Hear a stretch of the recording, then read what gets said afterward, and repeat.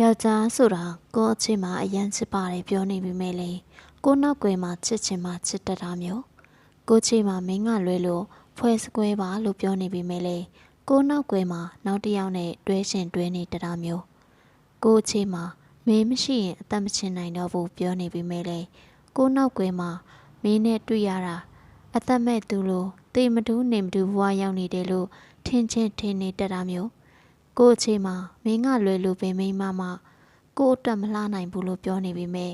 ကိုနောက်ွယ်မှာမင်းကလွယ်ပြီးကြံတဲ့မိမတွေအကုန်လာတယ်လို့ပြောချင်းပြောနေတတ်တာမျိုးရှေ့တစ်မျိုးကိုရတစ်မျိုးလိုတစ်မျိုးမလိုတစ်မျိုးပြောတတ်တာမျိုးလीမိမဆိုတာနှုတ်ကဘလောက်ပဲမုန်းနေပြပြောရင်ထဲမှာတော့အသေးဆွဲချင်နေတာမျိုး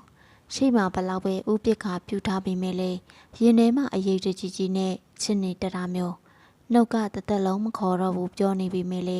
ရင်ထဲမှာသူကစားပြီးပြန်ခေါ်ပါစေဆူတောင်းနေတတာမျိုးလမ်းခွဲကြောက်ခိုင်းဖို့ဦးအောင်စားပြောတတ်ပြီမေလေရင်ထဲမှာတော့ချစ်သူကကိုလက်ကလေးကိုအတင်းဆွဲထားစေရှင်တာမျိုးကိုဖုန်းထဲမှာသူ့ဖုန်းကိုခေါ်မရအောင်ဘလက်လစ်ထားခဲ့ပြီမေလေသူ့ဖုန်းဆက်သေးလားဆိုပြီးဘလက်လစ်လေးခဏခဏဖွင့်ကြည့်နေတတ်တာမျိုးဖေးပုံမှာသူ့အကောက်ကိုဦးအောင်ကိုကစားပြီးဘလော့ထားပြီမေလေသူမသိနိုင်တဲ့နောက်တစ်ကောင်နဲ့သူ့အကောင့်လေးတဲ့ခိုးဝင်ပြီးကိုနဲ့ပတ်သက်ပြီးဘာပို့လေးများတင်ထားလိမ့်မလဲဆိုပြီးကြည်တက်တာမျိုး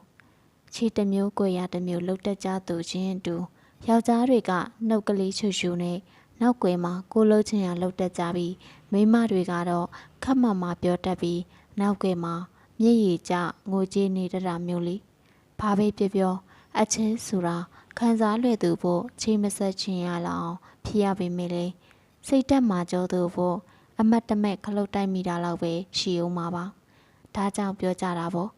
အချင်းဆိုတာယောက်ျားတစ်ယောက်ရဲ့ဘဝအတွက်အစိတ်ပိုင်းတစ်ခုမျှသာဖြစ်ပေမဲ့မိန်းမတစ်ယောက်ရဲ့ဘဝအတွက်တော့ဘဝတစ်ခုလုံးစားဖြစ်နေတတ်တယ်တဲ့နားလည်နိုင်ကြပါစေ psychology အရလမ်းခွဲမှုတွေရဲ့65%ဟာအချင်းချင်းစကားပြောဖို့အလိုအဆုံးအချိန်ဖြစ်နေတဲ့အချိန်မှာစကားမပြောဘဲရက်ခဲ့ကြလို့ဖြစ်ပါတယ်။မပြောချင်ပဲပြောမိလိုက်တဲ့စကားတွေပြောချင်ပေမဲ့မပြောလိုက်ရတဲ့စကားတွေကြောင့်နှစ်ဦးကြားအချင်းဟာပျောက်ဆုံးသွားရတယ်။အမြင်မှတ်ထားပါ။ဆက်ဆံရေးတကူအဆင်မပြေတဲ့အချိန်စကားမပြောဘဲတိတ်ဆိတ်ပြီးဆန္ဒပြနေတာကဘေးပြဿနာကိုမှမပြေချင်နိုင်ပါဘူး။ပိုပြီးပြဿနာကိုတိုးလာစေပါအချင်းချင်းစကားမပြောတာတွေကြောင့်တယောက်နဲ့တယောက်ဘာကိုအမှန်တကယ်ဖြစ်ချင်တာလေဘာကိုလိုချင်တာလဲမသိကြတော့ပဲနားလည်မှုတွေလွဲကုန်ကြတယ်ဒီလိုနဲ့ပဲဆုံးဖြတ်ချက်မှာတွေချာမိကုန်ကြကောပြောချင်တာကတော့ကိုယ့်ရဲ့ relationship မှာပြဿနာတွေသဘောထားမတိုက်ဆိုင်မှုတွေဖြစ်လာရင်စကားပြောပါတိုင်ပင်ပါဆွေးနွေးပါနှုတ်ဆိတ်မနေပါနဲ့နှုတ်ဆိတ်နေခြင်းကအရာရာကိုအစင်မပြေစေပါဘူး